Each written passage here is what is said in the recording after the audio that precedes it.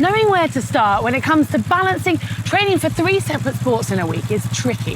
In fact, it's so tricky, we feel it deserves its own video dedicated purely to the topic. So if you're new to the sport of triathlon and rather daunted by the prospect of trying to fit in training for 3 different sports, well, we are here for you. We're going to be breaking it down, explaining how you can find that perfect balance with your training and your busy life.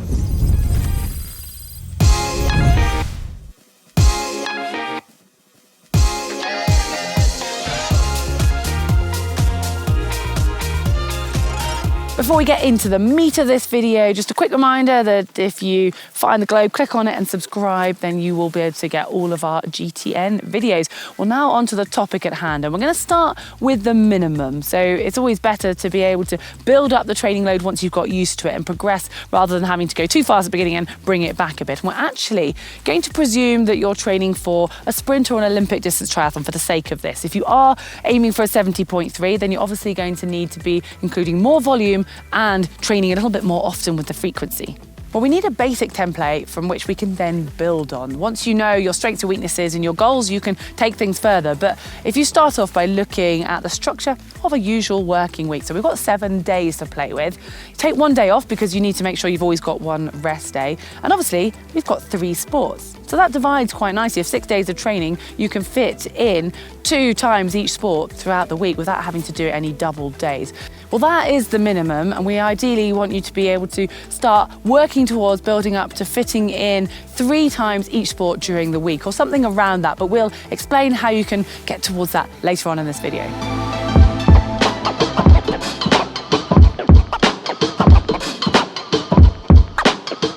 Now you might be thinking, well, the swim takes the least time within a triathlon compared to the other 2 disciplines, the biking and the running.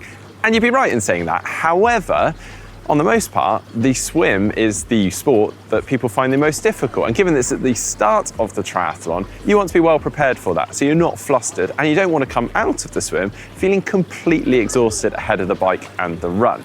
Now, as you do start to build up your training and the number of sessions that you're doing during a week, you can start to focus on certain disciplines, the ones that maybe need more work. But at the start and in the beginning, we definitely recommend a minimum of 2 sessions per sport. Now, as a template or a bit of a guide, we'd suggest looking to take the Monday off, then starting your training on the Tuesday with a swim, Wednesday with a bike, Thursday with a run, then on Friday, swim, Saturday bike, and then Sunday run. And you might be wondering why the Monday is a rest day or taking that day off when perhaps I could use the weekend for that. And yeah, that may work for you, but what we do typically find with a lot of people is that during the week is so busy with work and life that actually the weekend is a good opportunity to get some of those bigger, longer rides, longer runs in, and then you can use that Monday as a bit of a recovery day.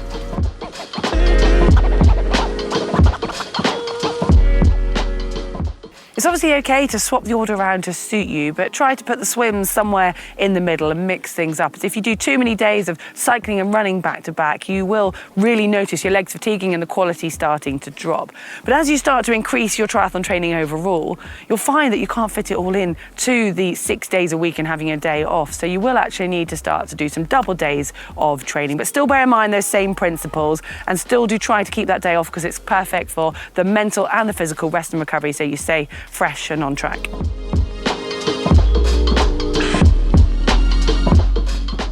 Well, a good place to start is with a gradual increase in brick sessions, so basically running off the bike. Now, these are great specific training for triathlon, but also time efficient too.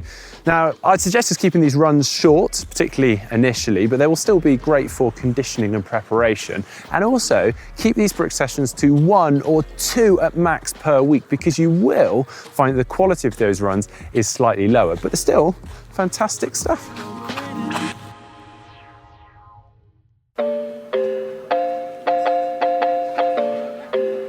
And this is where you need to be honest with yourself and look at the areas or identify the areas which need the most work. And you can go by increasing the length of those sessions for those sports, but ultimately actually adding in an extra session is going to help you see more improvement, or at least a faster improvement, as you're concentrating on the quality. And with that in mind, for those quality bike and run sessions, try to do them at least on separate days, and if you can, even separate them by more than that, as you'll just get more of a benefit from training in that way. I'm not saying you can't do both in one day, but if so, try to have one of your sessions as more of a recovery one, or both of them just having an emphasis on being steady workouts.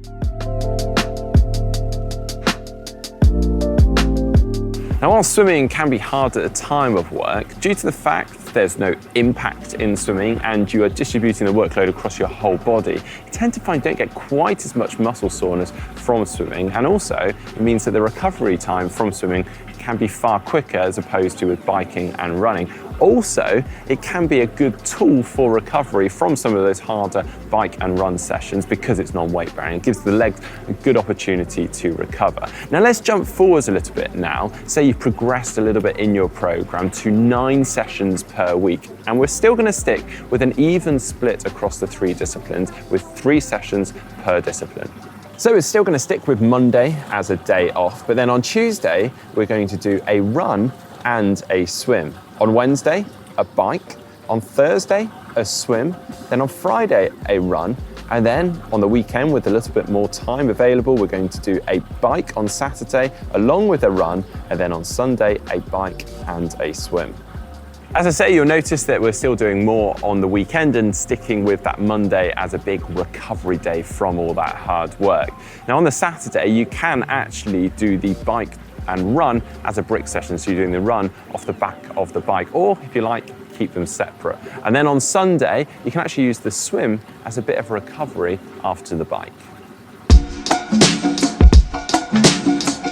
On this, if you do want a little bit more, that's totally cool, but please bear in mind the key principles we've talked about, where quality is the most important part. And if you are adding things up and just fatigue is starting to get on top of you, it's okay to take things back a notch. And at the end of the day, you want to make sure you're still enjoying this. That's the key principles here. So back to increasing it, I would suggest maybe playing around with where you put your rest day. We don't have to be structured to this 1 week program where you have 1 rest day every week. Why not move your cycle to every 10 days and then taking a day off? Or you could even play around with having your session spread over a 2-week plan, and so week 1 is slightly different to week 2, and you just keep repeating that. So it means you don't have to copy and be fixed into this 7-day format. And as an age group athlete, I would suggest not trying to do more than 2 sessions per day, unless you're on a taper or something similar and they're super short. Instead, aim to look to try to increase the length or increase the intensity of those sessions. In particular, it's the weekend when you can start to try to lengthen that long run or lengthen your cycle ride, and then still manage the balance so you don't get too tired.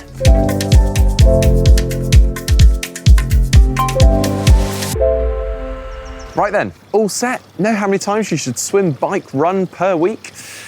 Okay, I appreciate we haven't been too exact or specific here, and that's for a good reason. I mean, we all have different life schedules, goals and demands in life, but hopefully from today's video you've got the tools you need to be able to make that judgment yourself and suit to your needs. Now do get involved in the comment section down below. Let us know how you currently split your training, swim, bike, run. If you've got any advice, then do share that in the comment section down below, because you never know, someone watching this video may be in the same situation you are and be able to take something from that. If you've enjoyed today's video, please do give it a thumbs up, give it a like, and don't forget to subscribe.